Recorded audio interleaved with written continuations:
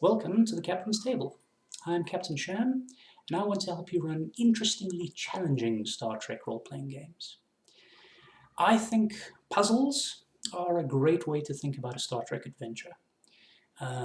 They're a useful framework for the GM to think about what the players need to do and how they can possibly do it. Broadly, I like to divide these up into science puzzles and people puzzles.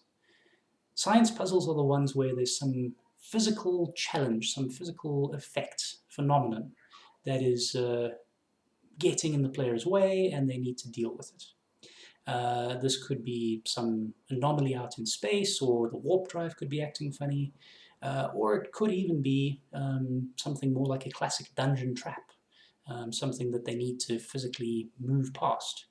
And those are pretty straightforward, I think, for the GM to imagine and create, and also pretty straightforward for the players usually to identify that this is a barrier, a puzzle that they need to solve, and then spend some time figuring it out. The GM can vary the difficulty of these quite easily, just by messing around with whatever system you're using to say this is how difficult the dice say it's going to be. But also how big of a problem is it? Is it a life-threatening, immediate danger that they've got to deal with right now, and a ticking clock situation? Or is this just an interesting, puzzle of curiosity that they want to deal with gradually over time? Either is fine, and so is a whole range of difficulty levels in between those two. People puzzles are what I call it when the players need to deal with NPCs, and the NPCs are the challenge to getting the mission done. If the NPCs are difficult to deal with, but impossible to deal with, there's not really any plot there. They're just a wall, in a way, right? The players can't get past them. They can go around them maybe, but they can't go through them. What's more interesting most of the time is if you design your NPCs as a puzzle to be solved. They could be difficult to get through, but there is a way that they can be dealt with. There is something that you can say to them to resolve the problem. Again, how difficult you make that depends on the system you're using and the players you've got and how difficult you want to make it, but you can vary it. What makes this more complicated, though, is that NPCs, characters of all sorts, should have a bit of realism to them. They should have real responses and their own goals and preferences, and there should be more than one way that you can nudge them around in the direction that you want. Whether it's the ideal Starfleet way or not, it's another complication to consider. But it's not just that you say the correct words and they magically let you pass. You have to think about their motivations, and in the next video I'll discuss characters in more depth, but setting a puzzle around NPCs requires you to consider what the NPCs actually want and how they're realistically going to respond. It's doable. It's just a more complicated thing to think about than what I call science puzzles, where you push the right combination of buttons and it will definitely work. Other ways that you can think about puzzles, whether they're science puzzles or people puzzles, they could be something very simple and mechanical, right? A Jenga type puzzle where you do things in the right order and they just will work, right? It's nothing complicated about it. And that can be very easy for the GM to preset, but they're also very easy for the players to get wrong. So you don't want to have too much of your plot hanging on the success of the players solving that puzzle. If they get it wrong and the Jenga tower collapses, well then what's your story going to be? Is everything just a failure because of that one puzzle? Sometimes you'll want it to be that way, but you've got to consider carefully if that's going to work out that way. Another possibility is you treat them more like paintings as a creative endeavor. Right? The players are trying to solve it, and the GM has some rough idea of how approximately the puzzle could be solved, but hasn't got a completely set solution to it. And as the players nudge and weave and bob and flow in certain directions, the GM can bend with them. The GM can say, "Oh well, yes, that does work in this situation. The puzzle responds to it in a certain way, and therefore you are seeing a good result or a bad result." It gives the players some feedback, that they don't keep pushing in a stupid direction and break what the GM had planned, and that's less likely to disrupt your intended plot.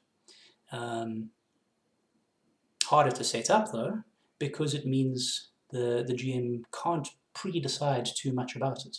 The GM needs to just have a rough idea of this is the correct direction, this is the direction that will lead them towards failure.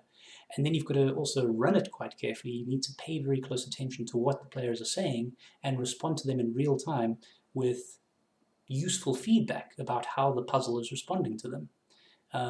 This is generally how I like to run my people puzzles, because it's a realistic way to run people. NPCs should be flexible, in a way, according to how the players approach them. A more mechanical puzzle, most of your physics, science puzzles, those are going to be more like the Jenga type, where the physics isn't going to respond too differently depending how you approach it. Either you do the right thing or you do the wrong thing, once you commit to a specific solution. People, though, are more flexible. You can renegotiate, you can beg them for forgiveness, you can offer them new negotiated options. You can ebb and flow a bit more with them, right? So that's how I prefer to think about my people puzzles, as creative puzzles, paintings, where you're doing them as you go along and seeing what emerges, right? You can also completely scrap the idea of a set solution to the puzzle, right? You can have more of a story puzzle, where it's just about the narrative that the GM is trying to set up and the feeling that you're trying to evoke. Um, Things can be very stressful in the puzzle if you want it to feel stressful. They can be weird and confusing if you want the players to feel mystified about what's going on. Will they get to a solution at the end? Yeah, probably. The GM wants the story to progress, right? Does the GM have a preset solution? Doesn't have to, right? You can just say, well, you come across this weird situation, poke it with sticks and see what happens, and then respond to however the players choose to poke this thing with sticks, metaphorical sticks, or literal sticks, depends on your group. Um, but it's really more there as a way for the GM to show what the situation is like. If you want it to be a high tense, dangerous drama, you can make it feel that way by having your puzzle spit flames and shoot spikes and things like that. Um, if you think of Indiana Jones and the big ball rolling down the hill at him, did that ball have much plot importance? Did it solve the mystery at the end? Nope. Did it have anything at all to do with the plot, really? Nope.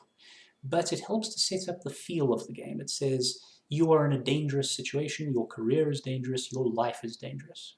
You can do similar things with Star Trek. You can say, this situation that you're in is a diplomatic situation, and everything's very formal, and anyone who goes outside of the very restricted, narrow confines of formal diplomatic protocol gets a bad response. Right? That's a puzzle in its own way. Letting the players act in that situation and see what the situation does to respond to their behavior. You want them to go to a Nausicaan bar and they act all meek and helpless and defenseless. They're going to attract some trouble. They figure out that if they act all macho and Nausicaan-y, I suppose would be an adequate adjective there, then at least they're going to avoid certain trouble because the troublemakers will avoid them.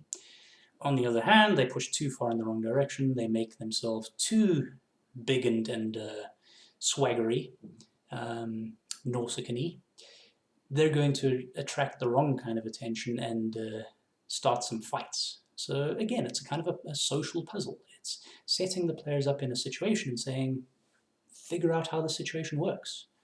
Does the player know what to do? No. The player's got to figure it out. Does the GM know what the players have to do? Not necessarily. The GM may have a specific path through the situation in mind, but you don't have to. You can improvise it along with your players. And sometimes that works out really, really well. Doesn't always. Sometimes things will get messy, but you'll figure that out with time, and you can improve, and you can get the hang of it. That's the main thing. And if one puzzle doesn't work out as nicely as you expected, you can always follow it up with a different one, which you can, again, just improvise into existence, and see if you can try it a second time. See if the players will do things differently on a second attempt.